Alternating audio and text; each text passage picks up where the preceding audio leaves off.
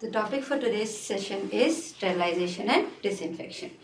Now, these two terms are similar in terms of their action, but they are distinct in how we are bringing about the techniques to eliminate a particular microorganism. Now, as we all know, these microorganisms are ubiquitous in nature. That is, they are present everywhere. You can see them in air, you can see them in the soil, everywhere. So, these organisms, though they are present everywhere, they are sources of different types of infections, they are sources of different types of contamination, they are source of different types of spoilages that they bring about in the food material. So the main objective of sterilization and disinfection is to eliminate these microorganisms. So in microbiology, these procedures, that is sterilization and disinfections, are mostly used for three purposes. One is to prevent contamination, next is to prevent decay of the food or spoilage of the food, and third is to prevent sepsis in particular surgery, that is to maintain aseptic conditions. So this is the most important purpose of sterilization or disinfection in microbiology. So the method that we are adopting for sterilization depends on the material on which we are going to sterilize, the type of organism we are going to eliminate, and depends upon the nature of organism that we are trying to eliminate. So here, coming to the definition of sterilization, sterilization is complete elimination of microorganism from a particular substance. So the objective is to eliminate an organism from a particular substance because they are sources of contamination, they are sources of decay, they are sources of infection. So coming to the term disinfection, it is removal of microorganisms that are pathogenic in nature, that causes different types of infection in human body. So mostly these infections are applied on the human body, are used up in the human body to eliminate the pathogenic microorganism, whereas sterilization is removal of organism from a particular object. So any object that is made completely sterile, that is removed of microorganism, will see to it that there are no microorganism present on that particular object. And one thing that should be remembered over here is a particular object, when it is made sterile, it is completely sterile or it is non-sterile. We cannot say that it is a semi-sterile one because organisms are completely eliminated or they are not eliminated. It can never be semi-sterile. So the two terms, sterilization and disinfections, though they have the same objective, but on the material on which we are applying is completely different. So sterilization in case of a particular object is to completely eliminate or kill the microorganism and make a substance free of microorganism, whereas disinfection is to eliminate the pathogen from the human body. And there is another term that is used in disinfection or relation to the disinfection, that is called as antisepsis. That is nothing but inhibit growth of microorganism from the skin. So these organisms which multiply on a particular skin has a property of forming pus or causes septic. So in order to eliminate this, we use variety of disinfectants. So that is called as antiseptics. And the mode of action of this sterilizing agent or disinfections are mostly, they are either bactericidal or bacteristatic. Bactericidal are the one or the substances that completely kill the microorganism. Bactericidal, cidal is to kill the organism. They completely eliminate the organism. Whereas bacteriostatic are the compounds that inhibits the growth of microorganism. Inhibiting the growth of microorganism means they are not allowing the growth of microorganism on a particular substrate. So you cannot say that these bacteriostatic compounds are sterilizing agent because we are not completely killing the microorganism or removing the microorganism, but we are trying to inhibit the growth of the microorganism. So the mode of action of certain agent is that either they are bactericidal or they can be bacteriostatic in nature. And another term that is used in this sterilization or disinfection is called as decontamination. Decontamination is complete removal of microorganism and other chemicals or radioactive elements from a particular object. So in this particular introduction, we have seen what is sterilization, what is disinfection. Though they are similar, but they have distinct properties, and the objective is to completely eliminate the microorganism. Now coming to the different mode or different ways in which we can bring about sterilization. So as I told you, in microbiology, it is the three purpose for which you usually go for sterilization. One is to prevent contamination, to prevent spoilage of the food, and to remain or maintain aseptic condition. So here the type of sterilization that we are adopting depends upon three important things. One is the type of material that we are sterilizing, the nature of the organism, and on which we are going to apply. So the agent of sterilization are selected depending upon these three purposes. So they can be basically classified as two types, that is a physical modes of sterilization and chemical mode of sterilization. Under physical mode of sterilization, the things that are usually taken up are sunlight, drying, dry heat sterilization, and moist heat sterilization. So you will know in the later part how these heat can be applied in the form of a dry heat or a moist heat. So in the dry heat sterilization, we usually go with the incineration or hot air oven, and in the moist heat we go for pasteurization, boiling, and steam autoclave or autoclaving. And the other method of physical sterilization is radiations and ultrasonic and sonic radiation. So these are all nothing but the physical agents that are used in physical methods of sterilization. Now coming to the chemical method of sterilization, we use wide variety of chemicals in order to bring about the sterilization, and mostly these chemical agents are nothing but the disinfectants. They can be applied either on the human body to reduce the infection, or they can be used on any cleaning surfaces where we want to eliminate any type of microorganism. So under chemical mode of sterilization, we have got wide variety of chemicals that have bactericidal as well as bacteriostatic nature. So the most prominent one being the alcohols that are mostly used in the laboratory to eliminate the organisms, and we have aldehydes, we have dyes, different types of dyes that have bactericidal activity, we have halogens, and we have phenols, surface active agents, metals, and gases. So these are the different modes of sterilization that can be used to eliminate organism from any surfaces. So coming to the physical methods of sterilization, the first one being the sunlight. So sunlight is the most cheap and less expensive form of sterilization. So sunlight has different radiations that has the ability to kill the microorganism. The most prominent one being the ultraviolet rays. So this ultraviolet rays has deleterious effect on microorganism. When the organisms are exposed to this ultraviolet rays, they usually get killed due to the ultraviolet rays acting upon the nucleus, that is the DNA molecule. So these ultraviolet rays are called as non-ionizing radiation. They go and bind to the DNA, form thymine dimers, which are the most important component of a DNA. The thymine dimers inhibits the replication of the organism, as a result of which the organism is killed. So sunlight is the most important and the most cheap, you can say, or less expensive method of sterilization. And the type of rays that are falling on the organism, the type of condition, the type of environment also shows the efficiency of this sunlight rays killing the microorganism. Take for example, if the area has less pollution, the sunlight can directly fall on the organism and kill the organism. Whereas if it is polluted, then these pollutants usually inhibit the rays to fall on the microorganism, and they will inhibit the killing of the microorganism. So the first method is sunlight, that is a natural source that can kill the organism in a natural environment. The next method of sterilization is called as drying. Drying means elimination of water from the organism.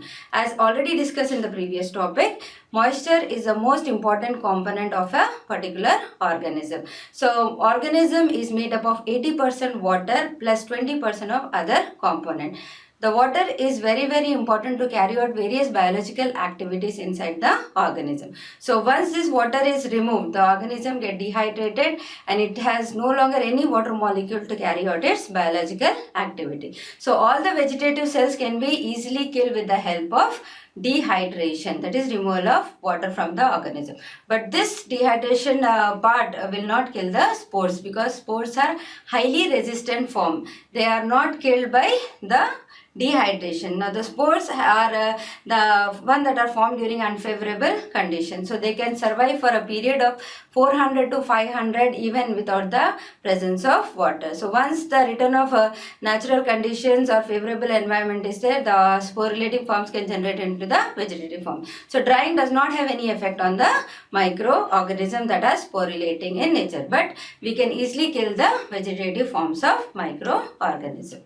Now the third method that we usually adopt in bringing about sterilization in the lab is the heat. Heat is an important method of choice, or the most reliable and the best choice to bring about sterilization or to completely eliminate the organism from a particular environment or particular surface. So depending upon the material that we are going to sterilize, whether it is a heat sensitive material or a resistant material, we have to apply the temperature. So there is a time temperature relationship that we have to know. So if the material is sensitive, then you have to take up the temperature as a short less temperature for a longer period of time. And moreover, if the material is resistant to high temperature, then you can increase the temperature but for a short period of time. So time and temperature is inversely proportional to each other, where if you are applying high temperature, go for a short period of time. If you are applying low temperature, then go for a longer period of time, or you can go for repeated cycles to eliminate the microorganism from a particular object. Now coming to the mode of action of the heat or any method that we are using, mode of action is how they usually target a different component in the organism. So there are variety of components that are present in the organism that helps it to grow and reproduce. So these sterilizing agents usually go and target certain components in the organism, thereby rendering it inactive or completely killing the microorganism. So the mode of action of different agents brings about the killing of organism. So here in the case of heat, the mode of action is the protein denaturation. Protein is an important component of any organism that helps us to carry out different biological activities. So the protein is the one that has been inactivated by the heat. So it causes the denaturation of protein. The coordinary structure of the protein that is functional in nature is completely denatured by the heat. As a result of which, the organism cannot carry out its biological activities and thereby it gets killed. Apart from that, it can also cause the oxidative damage. So during the course of exposure to the heat, there are different oxidative radicals that are present or formed during this method of sterilization that ultimately kills the organism. And moreover, the heat is also said to be highly toxic in nature to the microorganism. They completely kill the organism due to its toxicity. So the mode of action in case of heat is due to protein denaturation. It can be oxidative damage or it can be toxic effect to the microorganism. So these are the three reasons why the organism usually dies when they are exposed to the heat. Now this heat can be applied either in a dry form or a moist heat form. So again, on the conditions, depending on the material that is to be sterilized, you can go for dry heat sterilization or moist heat sterilization. So in comparison to dry heat and moist heat is more effective because it has got more penetration power when compared to that of the dry heat, which is a bad conductor of heat. So moist heat is more effective when compared to that of the dry heat, and the units that are measured when you are using heat as a mode of sterilization is called as thermal death point units. That is the amount of time required to kill a suspension of microorganism at a predetermined temperature in a specified environment. That is, you are killing a suspension of cell in a particular time at already set temperature. So this thermal death point will vary from one organism to the other organism depending upon what type of culture you are using, whether it is an young culture or whether it is a old culture, whether it is a dormant one or whether it is an actively growing one, whether it is a vegetative form or a sporulating form, because each organism has its own way of surviving in nature, vegetative or actively growing. So you can easily kill the organism when they are exposed to the heat, whereas sporulating forms, they are resistant form, they are not easily killed by the heat. So moist heat is the best of choice to eliminate the microorganism when you are using organisms such as sporulating organism. So heat can be applied in the form of two methods, dry heat sterilization and moist heat sterilization. So before selecting heat as a mode of sterilization, we should remember certain points so that we can increase the effectiveness of the heat to kill the microorganism. So the factor that influences the sterilization by heat, that is, that renders it either inactive or it increases the efficiency of the heat, are nothing but the type of heat that we are using, whether it is a dry heat or a moist heat. As already discussed, moist heat is more rapid and has good penetration power.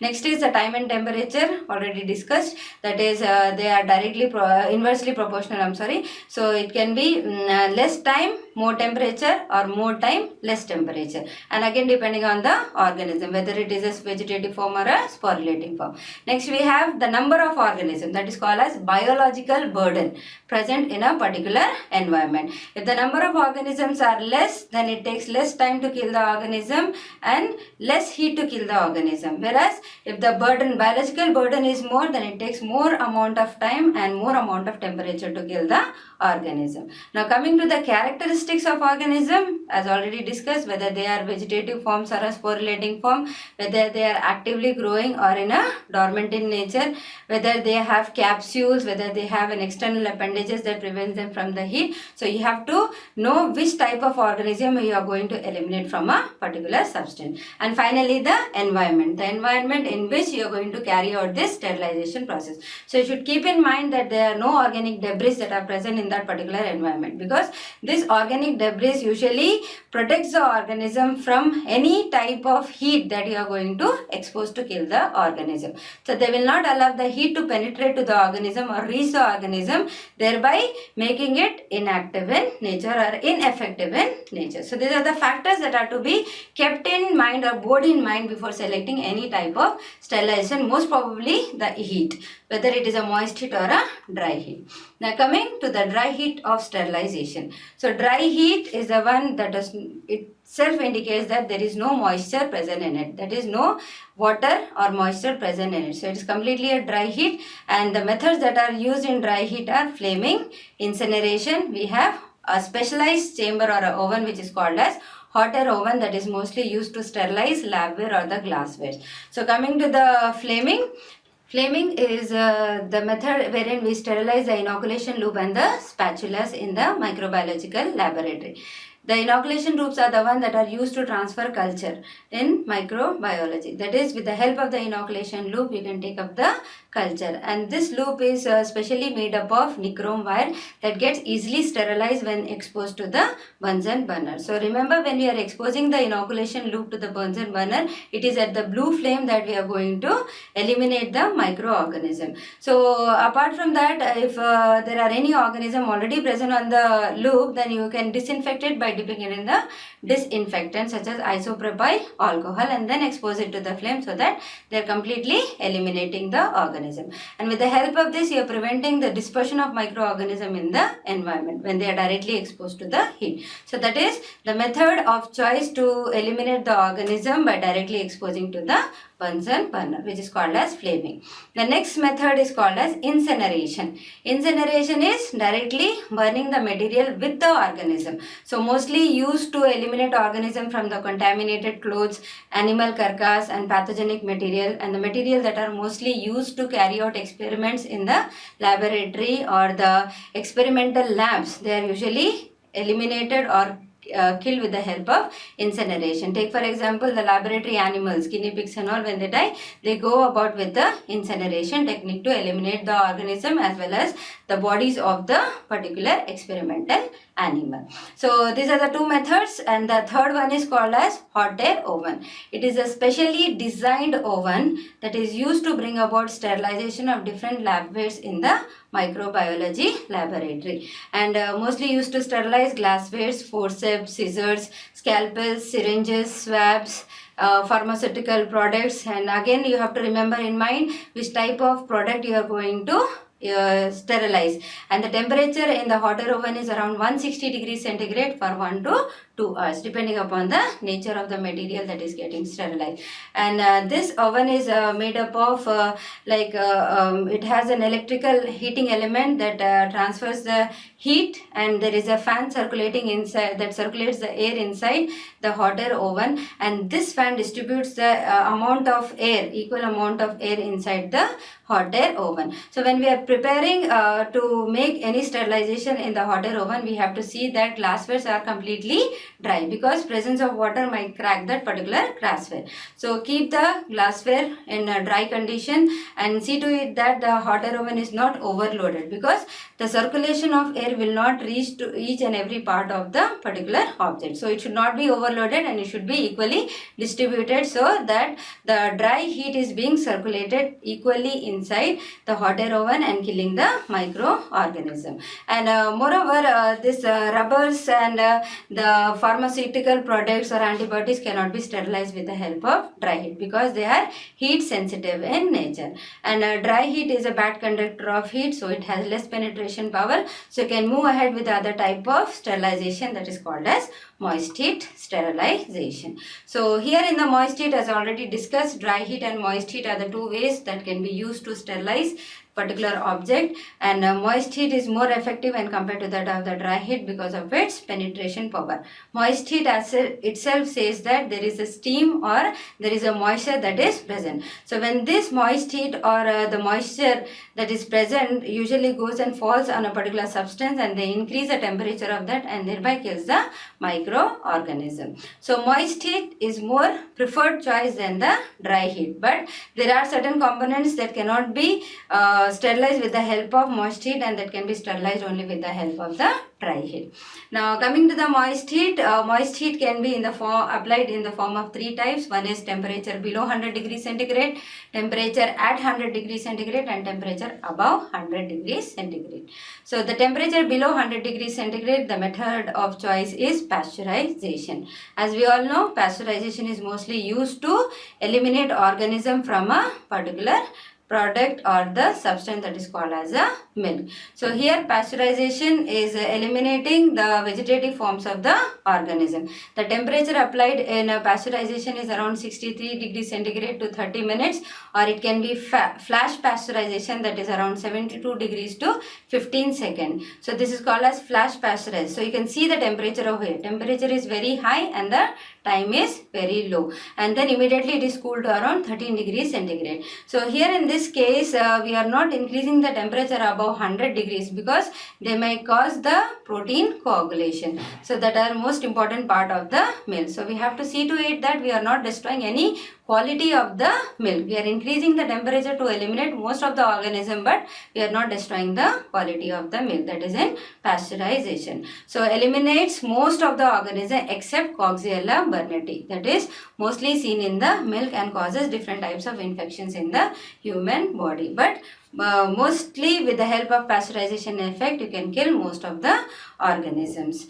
And next coming to temperature at 100 degrees centigrade, the phenomena that are used are nothing but boiling and tyndallization. So boiling is making the substance or the water to boil at 100 degrees centigrade, and you can sterilize or eliminate most of the organisms which are vegetative in nature, but you cannot eliminate the sporulating form. And boiling is not a choice for sterilizing surgical instruments, so you cannot go for sterilizing the surgical instrument in boiling, but you can eliminate only the vegetative forms. Hot air oven is another important instrument used in dry heat sterilization. So it is a chamber where we can use to sterilize different types of lab waste such as glassware, forceps, scissors, scalpel, syringes, swabs, and some of the pharmaceutical agents. So here in the hot air oven, it is a chamber that is usually run by electricity and that provides the heat inside the chamber, and the heat that is provided is called as a dry heat,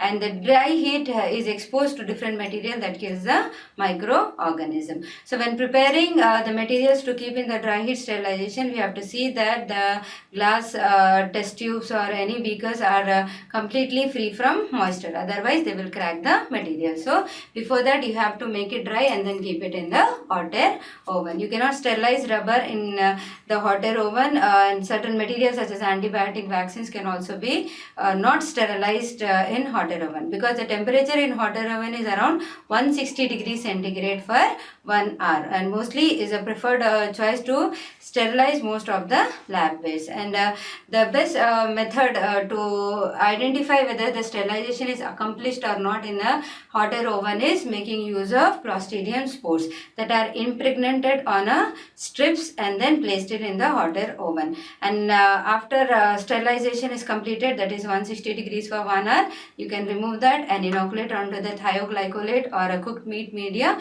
and then incubate it for 5 days and see for the growth of organism. So if the growth is there, that means the sterilization is not accomplished. As already discussed, a substance can either be completely sterilized or it is not sterilized. So in that case, you can identify whether hot air oven can be used to sterilize different material or not.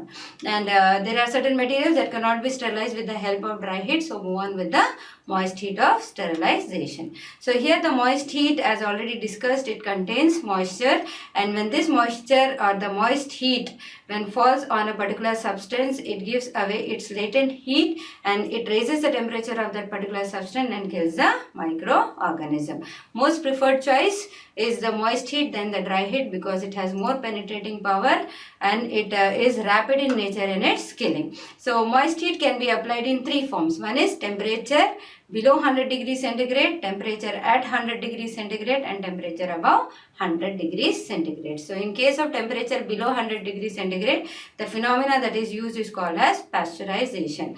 Pasteurization is heating of a particular substance such as milk to an extent that you are eliminate the microorganism but you are not destroying the quality of the milk. So here you are going to eliminate most of the organism at 60 degrees centigrade for 20 minutes, or it is 72 degrees centigrade for only 15 seconds and immediately cooling it to around 13 degrees centigrade. So in this particular procedure, we are killing most of the organisms such as Brucella, Mycobacteria, etc. except a particular organism which is called as Coxiella burnetii. So this is the organism that causes the spoilage of the milk. So apart from that, you can kill most of the organism in case of sterilization, that is the pasteurization.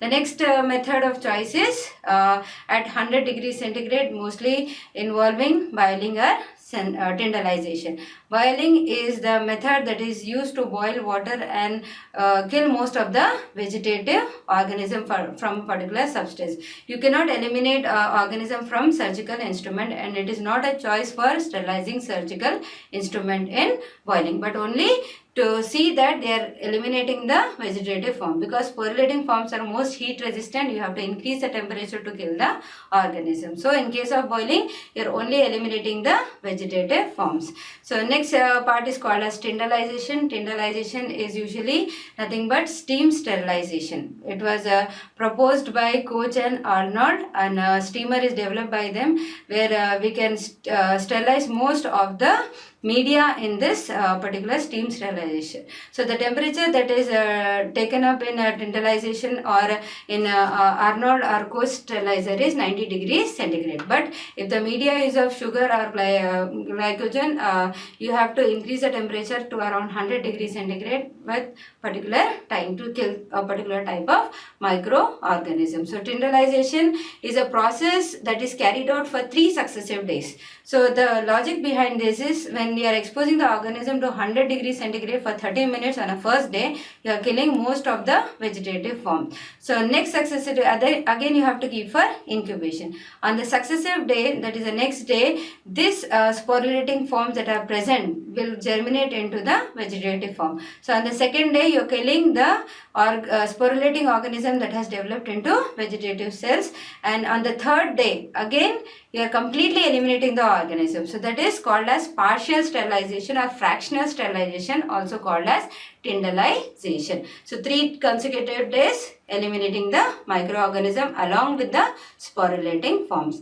And the next the moist heat sterilization is called as temperature above 100 degrees centigrade, and the instrument that is used is autoclave. So the best method of choice again in the microbiological laboratory to sterilize the media and other components. So autoclave usually works on a principle of steam sterilization or steam under pressure. So as the pressure increases, the temperature also increases. As we all know that bacterial spores are highly resistant in nature. You cannot kill them either with a dry heat or a moist heat that is at 100 degrees centigrade. So you have to increase the temperature to around 120 degrees centigrade to kill the organism, and that particular 120 degrees centigrade is accomplished in a autoclave. So it is a cylindrical or a horizontal cylinder consisting of different foils that provides the electricity, and it develops a steam. You add a water into this chamber to develop the steam, and the steam that is usually produced in the autoclave is regulated by the pressure. So we are increasing the pressure by closing the lid and increasing the pressure to around 15 lbs. At 15 lbs, the temperature of the steam will be around 120 degrees centigrade, and when this steam falls on the microorganism, it gives away its latent heat, increasing the temperature of that particular organism and thereby killing the organism. That is what is called as steam under pressure. Steam is under pressure of 15 lbs and the temperature is around 120 degrees centigrade. So you have to hold this particular 120 degrees centigrade at a time of around 15 to 20 minutes. That is called as a holder time. So at this particular time you are eliminating most of the organism. So again when you are using the autoclave as a source of sterilization, you have to see that everything is packed properly and then kept, and the lid is tightly closed. The lid consists different gauges. One is to tighten up the lid so that no steam comes out from the autoclave. You have a pressure gauge to know the amount of pressure that is present, and you have a steam valve to release the pressure whenever required. So before opening up the lid, you have to be very careful. Once the autoclave gets cool, leave it for some time and then you have to open it. Otherwise the steam directly will cause a harm to the person who is usually operating it. So whatever the material that has to be sterilized has to be completely packed and then placed it in the autoclave. So mostly autoclave is used to sterilize the microbiological media that is used to grow microorganisms in the lab. And the sterilization control, as we have seen in the dry heat sterilization where Clostridium was used as an indicator organism, here we have Bacillus stereothermophilus, which is a most heat resistant microorganism producing spores. So if this organism is killed, that means all other organisms can be killed. So here also we can do the same thing.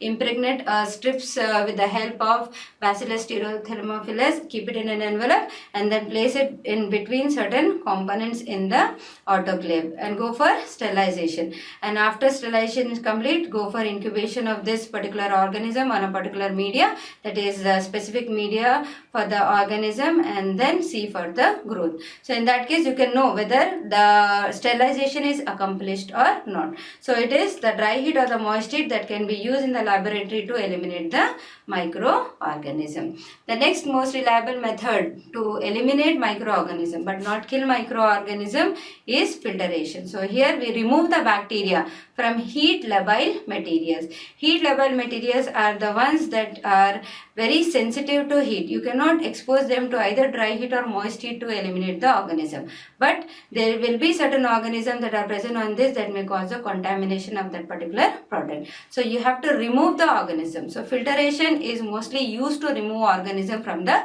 heat labile fluids. So there are different filters that are used in a microbiological laboratory to eliminate the microorganism. And filtration is a choice to remove microorganism from antibiotic, vaccines and certain pharmaceutical products, drugs, etc. that are highly heat labile in nature.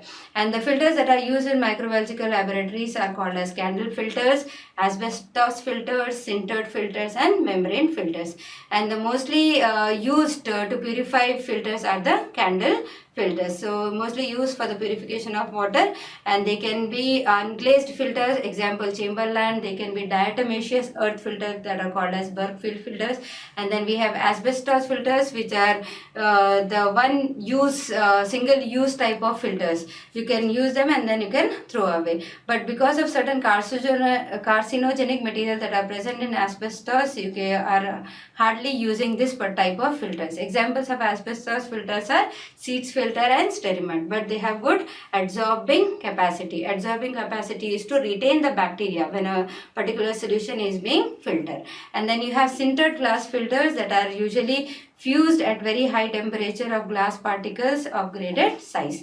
And then last one is called as a membrane filters. So the other type of filters that are used in microbiological laboratory are the membrane filters, which are made up of cellulose esters and polymers, and these are the one that retains most of the bacteria and sometimes even the viruses. So membrane filters are mostly used in microbiological laboratory to test the sterility and also to purify the waters. And this membrane filters also helps us to know the type of organism when they are incubated along with the media. The next method of choice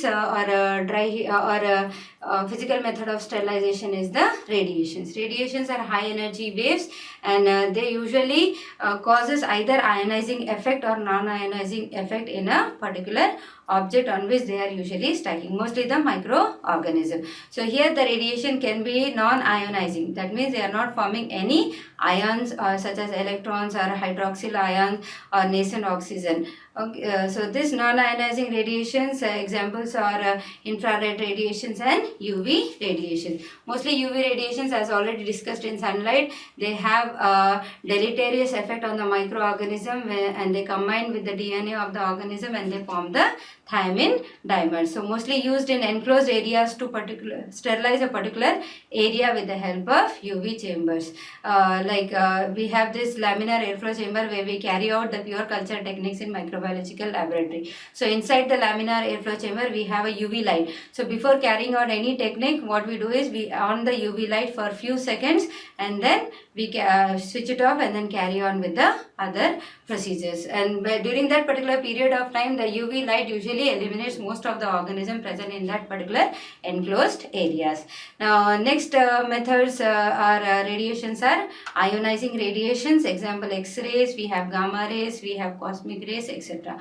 So the mode of action of this ionizing radiation is that they forms the ions, or they knock away the electron and they form the ions such as hydroxyl ions and nascent oxygen. Now when these ions goes and interacts with certain components of the bacteria, they kill the bacteria. So X-rays, gamma rays and cosmic rays are mostly used as sterilizing agents, and these radiations, when they are used to sterilize foods, they are called as cold sterilization, or they are called as radapodization. Okay, and next thing, the last thing in a physical method of sterilization is ultrasonic or sonic vibrations. So ultrasonic waves are nothing but about 15,000 cycles per second. They causes bacteria to cavitate. That means they rupture the cell wall of the organism, thereby kills the organism. But this is not the best method of choice in microbiology to kill the organism. Mostly used by the dentist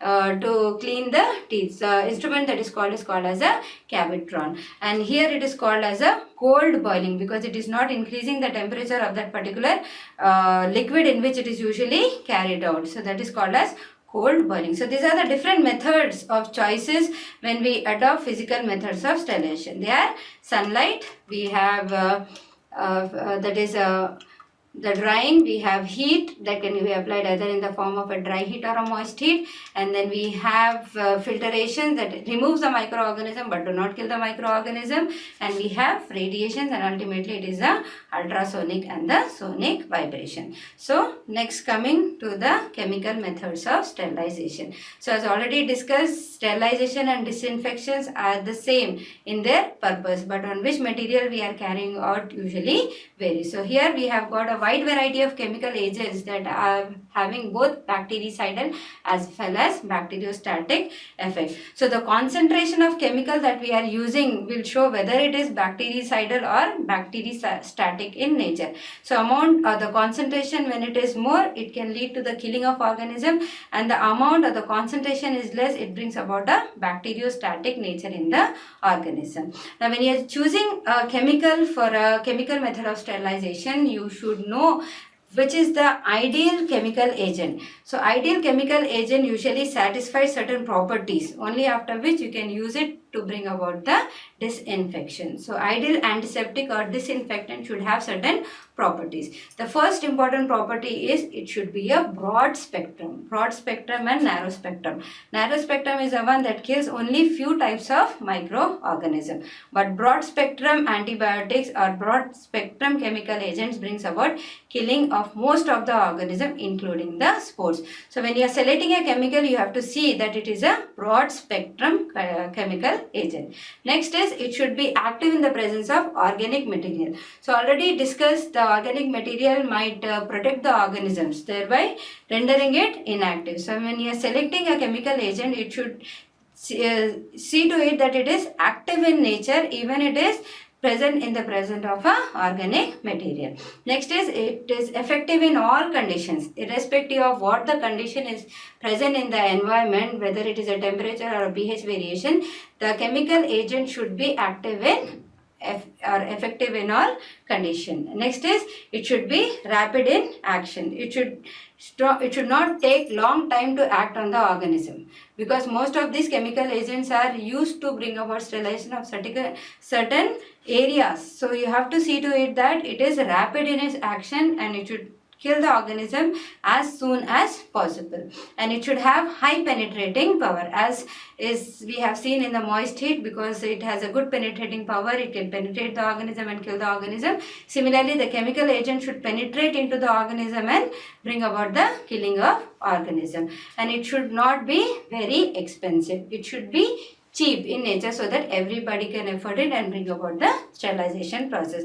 And it should not have any toxic effect on the humans, no deleterious effect. It should be active only towards the organism, but it should not be active towards any other component that is in vicinity of it. And finally, it should be stable enough, because the time of entry of the chemical agent in that particular medium to reach the organism, it will take some time. So during that time, the antibiotic or the chemical usually becomes ineffective in nature. So it should not lose its effectivity till it reaches the organism and kills the organism. So that is what is called as stability. The material should be stable enough to kill the microorganism, even in the presence of any other material. So this is the ideal chemical agent or the chemical antiseptic that is mostly used when they are used in bringing about the disinfection process.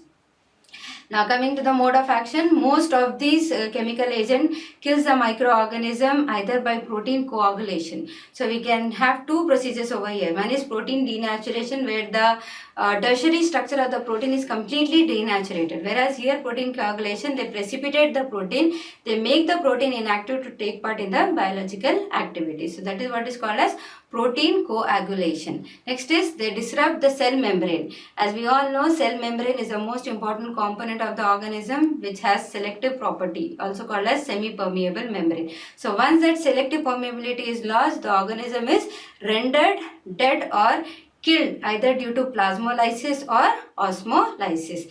Next is removal of free sulfhydryl groups from enzymes. Now enzymes are the most important biocatalysts that helps to carry out biochemical reactions inside the organism. So wherever there is a free sulfhydryl group, these chemical agents, they usually remove the sulfhydryl group, making the enzyme inactive in nature, thereby not making it participate in the biochemical reaction. And finally, they are some of the chemical agent can also act as substrate competitors. Substrate competitors is nothing but enzyme when reacts with a particular substrate, they give rise to products. So instead of that particular substrate, the chemical goes and binds. As a result of which, the product is not formed in the organism, that is very important for its biological activity. So these are the different modes of actions of how the chemical agent usually kills the microorganisms. The mode of actions of this chemical agent is protein coagulation, disruption of cell membrane, removal of free sulfhydryl group from enzyme, and finally they act as some substrate competitors. So protein coagulation is they precipitate the protein inside the microorganism so that no longer these proteins are involved in biochemical activities. Apart from that, they disrupt the cell membrane. Cell membrane has a selective toxicity. That means they will allow only certain components to move in and out of the bacteria. So when this semi-permeability is lost, the organism dies either due to plasmolysis or osmolysis. Apart from that, this chemical agent can also target free sulfhydryl groups of an enzyme. Enzyme is an important biocatalyst to carry out different biochemical reaction inside the microorganism. So when this sulfhydryl group is removed or it is being targeted by the chemical agent, the enzyme is rendered inactive and it is no longer taking part in the biochemical activities. And finally, these chemical agents can also act as substrate competitors. So when enzyme, in a normal condition, when an enzyme binds to a particular substrate, they form a product. So here in the case of this substrate competition, the chemical agent usually goes and binds to the enzyme in place of substrate, and the product that should be formed is not formed. Ultimately, the organism gets killed. So these are the different mode of action of the chemical agent. And the most important types of chemical agents that are used in chemical methods of sterilizations or as disinfectants are alcohol. The most prominent one is the alcohol. Examples of the alcohols, mostly the lower alcohols are used as disinfectants rather than the higher alcohols, which are very toxic in nature. So the lower alcohols mostly that are used are methyl alcohol, ethyl alcohol, we have isopropyl alcohol, and these alcohols are mostly used as skin antiseptics. And the isopropyl alcohol is mostly effective against gram-negative organism because it is a fat solubilizer. Gram-negative organism on its cell wall has an extra component which is called as lipopolysaccharide layer that is easily dissolved by the alcohol. Now, because of that, the organisms die due to change in the porosity or due to the formation of holes on the cell wall. And then this particular alcohols is effective at 60 to 90% because 100% of alcohol cannot enter into the organism. So you have to dilute a little with the water, and it is only at 60 to 90%. Mostly it is 70% of the alcohol that is harmful to the microorganism. So here the disinfectants such as isopropyl alcohol is mostly used to treat the clinical thermometers or disinfect the clinical thermometers. So initially it was methyl alcohol that was used to as a disinfectant, but because of its toxic effect it is being avoided, but it is mostly active against the fungal spores. So next important chemical agents that are used in chemical method of sterilization are the aldehydes. Aldehydes are two types. One is a formaldehyde, the other one is a glutaraldehyde. Formaldehyde usually is present in two forms. Either you can use it in the gaseous form or in an aqueous form. So it is mostly active against the amino group of protein molecules. So protein molecule is made up of amino group and the carboxyl group. So here the formaldehyde usually targets the amino group. It removes the amino groups and makes the protein inactive in nature or denatures the protein. So aqueous solution of this formaldehyde is usually available in the commercial departments in the name of formalin. So here it is both bactericidal as well as sporicidal in nature. So effective against the bacterial spores also. And formaldehyde can also be used to preserve anatomical specimens and used to sterilize the surgical instruments such as heat sensitive catheters, fumigate. They can used to fumigate wards and labs also. So this is more toxic when compared to the glutaraldehyde. The vapors of the formaldehyde is irritant and toxic. So you can nullify the irritation of this formaldehyde by smelling with the ammonia. So next important type of aldehyde is a glutaraldehyde. Glutaraldehyde is a higher form of the aldehyde groups, and it is effective on tubercle bacteria also as well as fungi and viruses. So more having effective than the formaldehyde, and it is mostly used to sterilize cystoscopes, bronchoscopes, face masks, endotracheal instruments, polythene tubings, etc. So less irritant when compared to that of the formaldehyde and less toxic also. The next type of chemical agents that are used are dyes. So dyes are of two types. They are acridine dyes and aniline dyes. Mostly these dyes are used in microbiology to stain the microorganism, but they do have certain bactericidal activity. They bring about the killing of microorganism. So we have acridine dyes and aniline dyes. Example of acridine dyes are brilliant green, malachite green, crystal violet, etc. And these dyes are mostly active against the gram-positive organism which have acid groups in their cell wall. They target the acid group on the cell wall, thereby forming pores on the cell wall and killing the microorganism. And these acridine dyes are mostly used in a selective media to select or allow the growth of only selective group of organisms. So here in the selective media, what we do is, selective media means selecting particular group of organism or allowing the growth of only that particular group of organism, whereas inhibiting the other organism. So when we add certain type of dyes, they inhibit the other organism, whereas the nutrition that is provided will allow only particular group of microorganisms. So that is what is called as selective media. So these dyes are mostly used in the selective media to inhibit the group of microorganisms. Now coming to the aniline dyes, example is proflavin, acreflavin, euflavin, aminocrine. So these organisms are active against the gram-negative bacteria. They impair the DNA of the organism, or the DNA is the most important component that helps the bacteria to reproduce. So once it gets impaired, then there is no longer activity in the bacteria and the organism, they will die.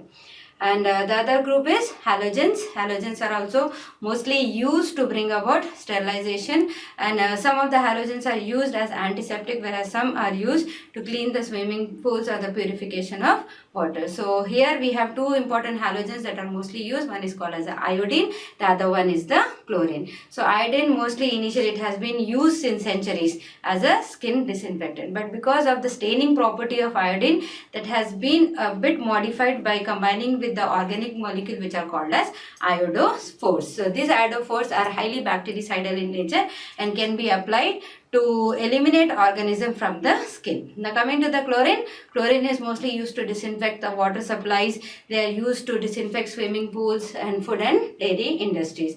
So the form of chlorine that are used are hypochlorites and chloramides that are highly active against the microorganisms. So this hypochlorite and chloramides usually form a nascent oxygen, and this nascent oxygen goes and interacts with certain component of the organism and kills the organism.